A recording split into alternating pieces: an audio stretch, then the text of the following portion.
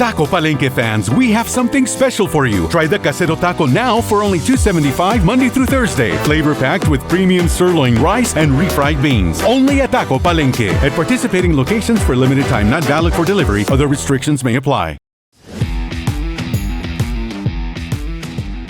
From a top secret network of highly secure locations across South Texas, Texas in general, this is the Spurs Insider, brought to you as always by Taco Palenque. I am your host, Mike Finger, joined by Express News Spurs beat writers Jeff McDonald and Tom Orsborn, and Express News sports editor Nick Talbot. We're going to start this morning heading to a secure location in Houston just to make sure that Jeff McDonald's eyes, his psyche, everything is okay after witnessing one of the more hideous sights in NBA history, at least in recent NBA history. The night before we recorded this podcast, Jeff, is everything okay in Houston? Yeah, everything's fine. I left at halftime. Okay. Yeah. We should start there because your local Cagers have set a franchise record for most losses in a row, closing in on league-wide records. And it's not like this is a cheapie, because the most recent loss was not enjoyable to look at in any way, shape, or form, was it? It wasn't enjoyable. It was like something out of like the Jeff Van Gundy Rockets era, where you're playing. It was 92-83. Right. Or did I get that backwards? I don't know. It was 90 something to 80 something, which is you don't see in the NBA. So often these days, and it's kind of funny because it's like they're like playing whack-a-mole. Like one day they're losing games because they're giving up offensive rebounds, and they get that fixed, and well, it's a turnover issue, and then they get that kind of shored up. Now that they can't play defense, now they hold a team to 92 points and they still lose. So it's almost, there's got to be a frustration level there of like, what do we have to do to win a basketball game? Like, we've been told how horrible we are at defense. We hold the team to 92 points, but then we go 5 for 41 from the 3-point line and can't score and lose that game anyway.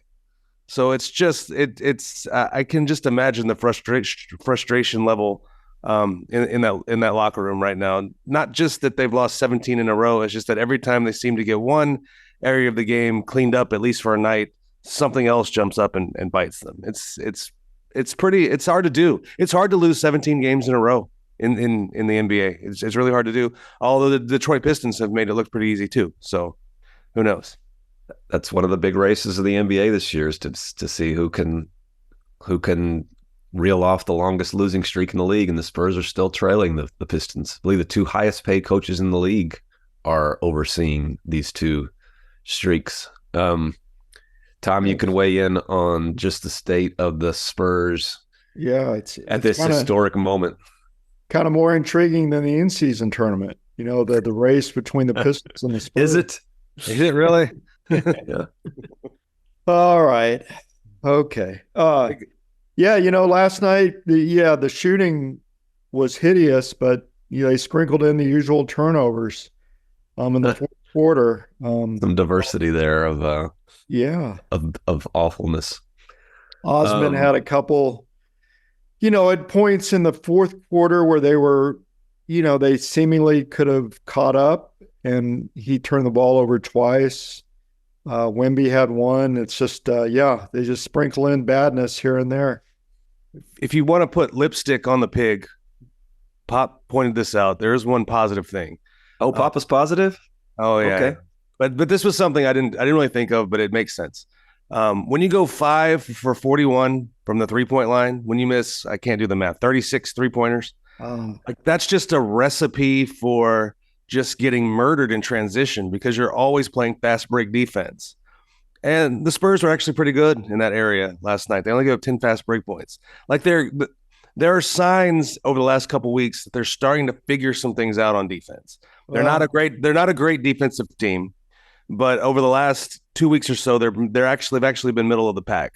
How much is that just Wemby thwarting fast break points? Some of that, sure. But the other side of that coin is, I saw someone point out that the Spurs forced 16 turnovers. Does that sound correct, Jeff? Yes, and they scored like 4 points off of them. And they scored 4 points off of them, which is really, really, really not good. That's not a good conversion rate there. But I mean, nobody wants to hear it. But this thing's going to turn around if they start playing a little bit of defense, and there are some signs that that's starting to happen. But if you want to go back to making fun of them, we can do that too. Well, you mentioned to start the podcast that this flashes back to Jeff Van Gundy era Rockets games. And the difference there is, like, there's twice as many possessions now as there used to be. Like, they're playing in the old days, in the 90s, when we were growing up, when we were cutting our teeth in this league, the scores were in the 60s and 70s and 80s because there just weren't many shots. Now they're taking 2020s level shots and just missing them all. It's much, much harder to watch than the Van Gundy era. 5 of 41. 5 of 41. And they were open. Like, a lot of those were open. They weren't forced. So yeah. So that's how that happened. You got LeBron James coming in this week. Is that a big deal? He's coming in for 2 against Victor Wembanyama, changing of the guard. That is a big deal in terms of the face of the league. Yeah, it's just difficult to buy into. And I do think Victor Wembanyama is, if not the face of the future of the league, one of the faces of the future of the league. It's just really hard to push that narrative when his team has lost 17 games in a row. But the games will be fun, right? Yeah, the games will be fun. And I know Victor's looking forward to it. Like he said, I asked him about this last night. I mean, he's a rookie, so every time he plays one of these guys, it's a big deal. So you're playing Kevin Durant. Oh, it's a big deal. You're playing Stephen Curry. It's a big deal. He was really into, seeing Rudy Gobert just for the French connection. Jokic, just because that's he's the best player in the NBA right now, probably. But for all these guys that were born in the 2000s, like, the game against LeBron is like the real welcome to the NBA moment. It's like, a deity coming down from heaven and walking amongst us when you're on the floor with that guy. So Victor's definitely been looking forward to these 2 games in San Antonio. Just it's the indoctrination into the league for players of this generation is sharing court with LeBron James. So it'll be a special night for Victor. I'm not sure. It'll take some doing for the Spurs to snap their losing streak against these guys. The Lakers are playing pretty great, and we can kind of get into that later. But Victor's playing 5 now, so I don't know what that looks like when you're. I see what it looks like when you're playing the Rockets. What does it look like when you're playing Anthony Davis and the Lakers? Like, are we going to watch Victor guard Anthony Davis for 30 minutes? Why not? Are we gonna put the kid in that situation? Maybe we are. Not? I don't know. It doesn't seem great, but that was the reason. You say that Victor's a better interior defender than anybody the Spurs have, and I understand your point that it's a lot to ask of him, but by definition, whoever else you pick to guard Anthony Davis would be worse because Victor is the best interior defender they have. Yeah, I don't see the problem. Against guys that outweigh him and could bully him, it's a tough ask. Like, he's still okay. He's still not let Anthony Davis just torch Zach Collins or Sandro Mamukelashvili. Like, there's not a better option there.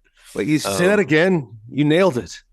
Thank you very much. Say it again. Do it. Should we get into the curse of the Taco Palenque podcast when it comes to Charlie Bassey and the question that we took from the viewers, the listeners last week, in which I believe it was the question that was posed was should Charlie Bassey be their best backup center? Should he be playing? We said, of course he should. Of course he should.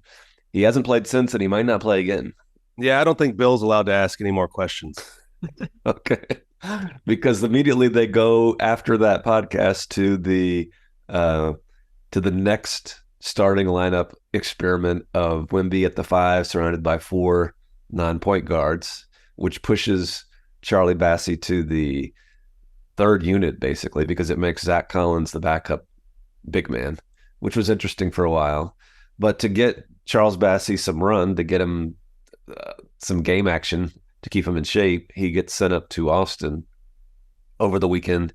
And we really shouldn't be joking about this at all, because it doesn't sound like he will be returning to action anytime soon with with what they fear is a problematic knee injury. Yeah, he's got a what the doctors call a messed up knee. Yeah, and so it's too bad. He'd been playing well. He had, I think his last game he played was in New Orleans, and he was like the best player they had out there, or at least the guy that gave him the most energy.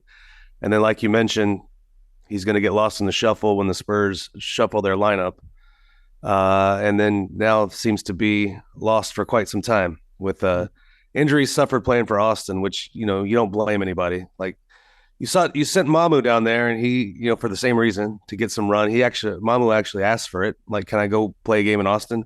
And puts up one of these. He goes down there and basically turns into Shaq. Mamu does.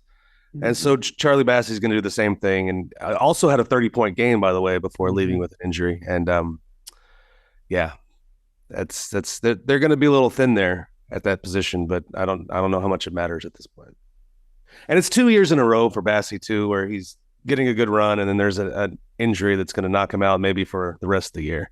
Last year he fractured his patella at the end of last year, missed 14 games, and now looks like he's on the shelf for an extended time as well.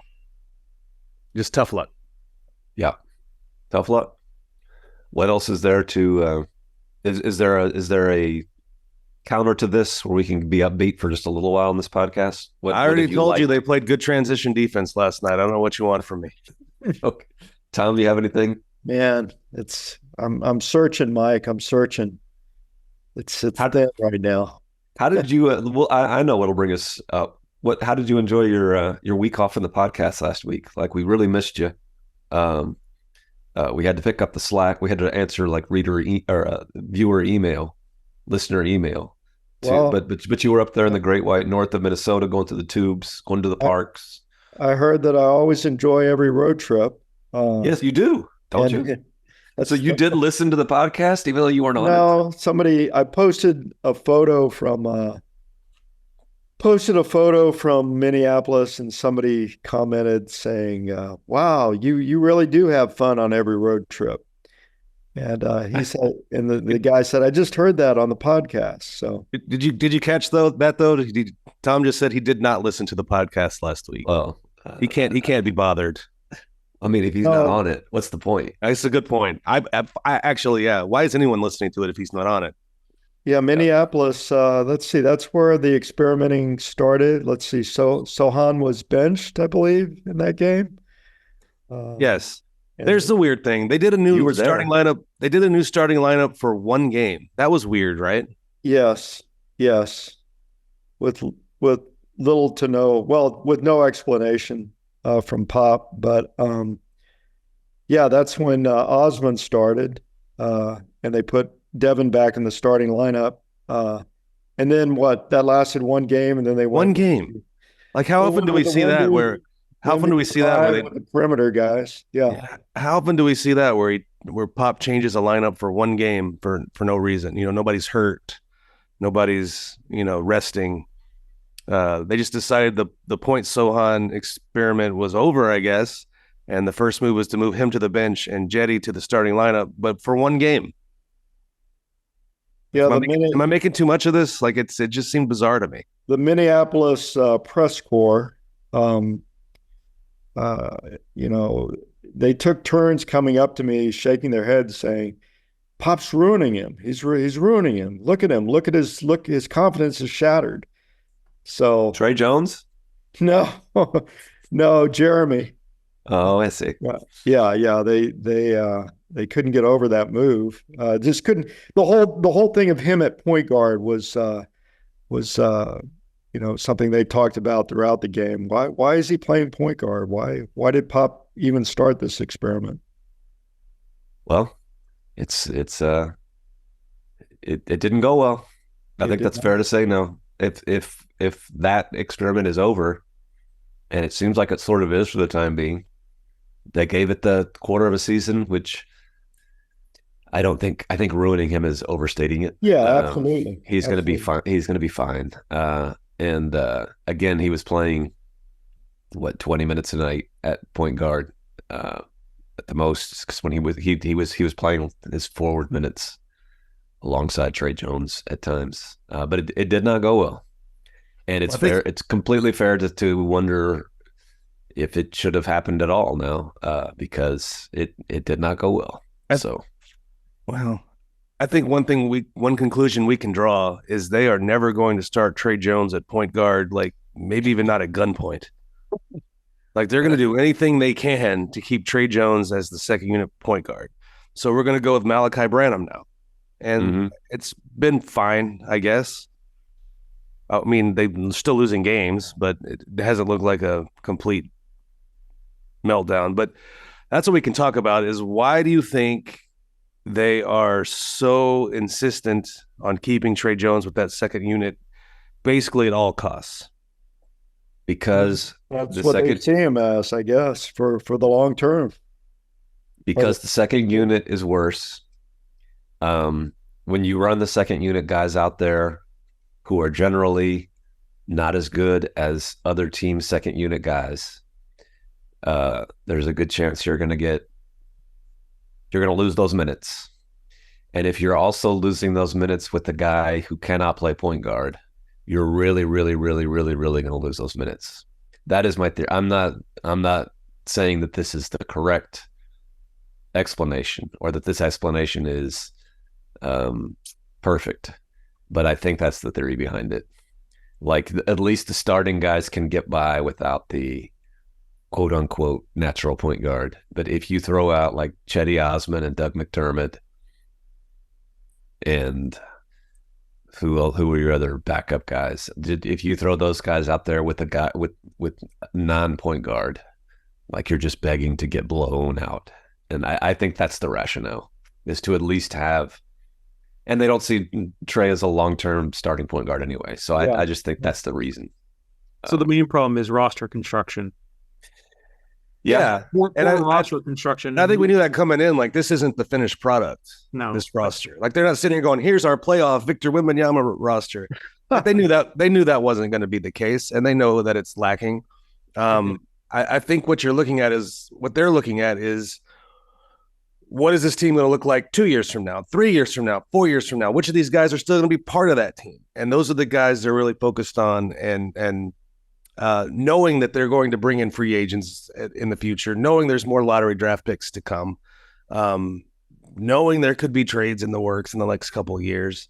So it's roster construction, but it's not like, they put this team together and said, okay, we're done. Here it is. That they're well aware this isn't a finished product. And so I think the roster construction is a thing that's still ongoing. I mean, it's going to be ongoing for years, really. That sounds like something you explain on Media Day, correct? No? Yeah, that's a good point. I mean, I think that's going to be the theme throughout the season is Pop's misplaced comments on that they were trying to win games this season. And obviously, if you don't have a good roster to support that, you don't have point guard, you don't have a first string point guard, you're probably not trying to win that many games because you can't really do that. I mean, that's just not possible, and doesn't look like it's possible at 17 losses in a row. There were better ways for him to phrase that. I think they're trying to win as many games as they can with the roster they have. Well, which is, for right now, that number is 3. At some point, I think you'd at least try to start Trey Jones if you actually want to stop this losing streak and see if it just works. Just one time, just see if it works better with the starting lineup. You can outscore. Maybe that starting lineup doesn't lose and your bench doesn't lose. Maybe they're losing all the minutes. So, I mean, I don't know at what point you can stop the bleeding one way or the other, but I'm not going to get worked up. I think just as a business, we care way too much about starting lineups. It's the minutes. I think when Tom was gone and we brought up total minutes played of certain groups, they're not that many. It's just because of it's on the stat sheet to start out with. It's what people talk about before the game starts. Like it's more about total minutes played of units of players with players that matters. I think in broad terms, every team, not just the Spurs, the whole starting lineup idea is we make way too much of it. I think it matters. It matters, but it matters way less than we think it does. That's just my 2 cents. I think if there was a magic bullet of start Trey Jones and they win 3 in a row, I just don't buy that. Yeah. But sure, I'm open to it. Let's try new stuff. Maybe just if it's a mental thing and they like it more, whatever. I do have one thing to add to the episode from last week when Tom was gone. When Tom was gone to make up for that loss, we turned to the listeners and an email that was sent, and I thought we handled it well. I thought we gave it the respect that it deserved. But while we were doing that, what we did not realize was that we had a longtime Spurs fan who was a first-time listener after just buying some earbuds. And he found our podcast to listen to, and the first one he tuned into was the one without Tom. And he says he won't be listening again. He says there is one guy who is very full of himself and condescending. He's the one who asked, "Are there any more boring questions?" Anyway, he stopped listening soon after that because he had enough. So, I think Tom's week off might have cost us somebody because there was too much of the condescending guy, and I think we all know who the condescending guy is. Is it you? And I'm sorry. I don't know why I'm apologizing because he's not listening again. But man, that's brutal. That just goes to show you that during the course of an NBA season, when you lose a guy just for a night or for a morning, like we did, we had one of our top guys gone for a week. That cost us big. That cost us in the long term because we lost this listener for good because Tom wasn't here to be more positive and less condescending. I had a great time. Walked to Loring Park, beautiful part of Minneapolis. Ate beef stroganoff at Glick's. You guys have been to Glick's, I'm sure, several times. So I'm going through this. I'm having a great time. The weather's not too bad. It's in the 40s, and I didn't know things were falling apart back at home. I didn't realize it either. Yeah. I didn't realize it. I do. You got to have a drummer. Got to keep Yeah. Well, I thought we did a good job. I thought we picked up the slack pretty well. Apparently not. Overcame. You just can't please everybody all the time. Mm-hmm. He says hard to stay upbeat on when the losing streak's this long. Can we compel him to give us another try? I don't think so. He's done. He says, and this is Keith, by the way. Keith. He seems very nice too. He says, not trying to be mean here, just letting you know how this came across to a first time and last time listener. My cousin Keith. Man. Yeah. Anyway, so sorry. I know Keith's not out there, but if anyone knows Keith, tell him we're sorry. I cannot promise. Here's the other thing. I cannot promise that if you come back, that person who you pointed out will be less condescending. That's part of the brand. You know what I mean? If you don't want to listen to the Spurs Insider podcast because it's too condescending, that's not wanting to watch the Lakers because of LeBron. Yeah, it's integral. We all got to play. We all got to play our instrument, man. Yep. I'm the lead guitarist. I got to come out there and wail some solos. There you go. Prediction time for. I'm gonna say five listeners. That's what we're losing this week. Is that what we're predicting? That's not what we're predicting. How many listeners I'm going to run off? We're also gaining listeners too. I think that a lot of people are into the solos. You think it's people? Yeah. You think it's a net gain? Okay. All right. More people like the solos than are turned off by them, I think. You just don't hear as much from the satisfied customers. You know what? You're right. Nobody writes in when they're happy. That's true. As the guy that keeps the numbers, the net gain is fine. There you go. Oh, good to hear. So the net gain is fine. We're doing the solos are going over well. Prediction with two Lakers play tonight at Dallas. Oh, here we go. I'm feeling a win tomorrow. How many times during this losing streak have you been feeling a win? Only once, the Atlanta game, but I thought they were going to win that Chicago game. I thought, or at least they had a good chance, and it turned out they did have a good chance. They just didn't, as per usual. They had a good chance, but didn't. So prediction time. Tom's saying a victory in the first Lakers game or the second one. Wednesday night. It's the second of a back-to-back for the Lakers. If you're going to get them, you got to. Yeah, if you're going to get them, you better get them on the back-to-back. Coming off the high of the. Victor wants a good showing against LeBron. Maybe they'll get a DNP from one of them to help out. Yeah.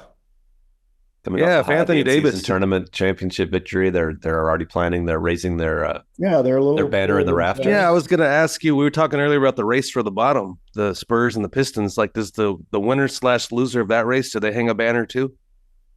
Well, let's not leave out the Wizards there either. The Wizards are pretty bad. Oh, the Wizards are rolling. They beat Detroit.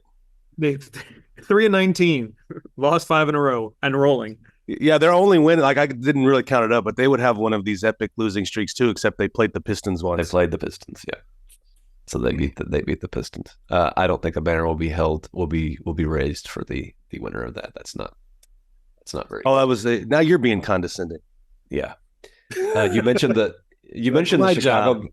You mentioned the Chicago game in passing, but and the listeners probably do not care. But just how delightful is DeMar DeRozan? Like, yeah, I miss that dude.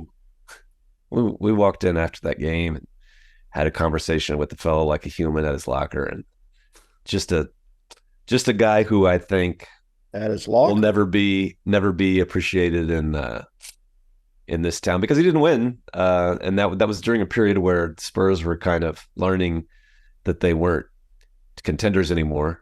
But just a good guy, a guy we like talking to, who appreciates his time around here, who said some very positive things about the future of the Spurs, and whenever they do get where they're going, they're going to be there for a long time, and that's probably worth remembering. Even in the midst of a 17-game losing streak, even during the worst start to a season in franchise history, and even during a year in which the head coach proclaimed that the team was going to win more. All that is very, very disappointing. All that is frustrating. But if this goes where they hope it goes, and we shouldn't take that for granted because obviously they have not proven yet that they are on the right track. But if they get there, like that, the plan is not just to get there for a year like DeMar's former team in Toronto did. When Toronto was traded by the Raptors got better real quick, won a championship the next year, and then Kawhi was gone, and now they're kind of back to middle in the pack in the East. I think when the Spurs traded DeMar, they got worse by design, and the plan is to get better for the long haul. So, I don't know. I just think it's sometimes you need outside eyes to look at something, and DeMar has those outside eyes. He comes in and says, "Hey, things could be good." It would help. Enjoy that, Jeff? Yeah, I did. I do think it would help the sense of optimism if they would win like one of every 18 games. I agree. But anyway, just think about DeMar's perspective over the next week. We will be back next week on Wednesday to greet your devices, your AirPods. Maybe even Keith will give us another chance. If not, it's okay. We understand. Can't get through. We'd love to have you back. If anybody knows Keith, let him know. We'll be here. And until then, take care of each other and keep it real.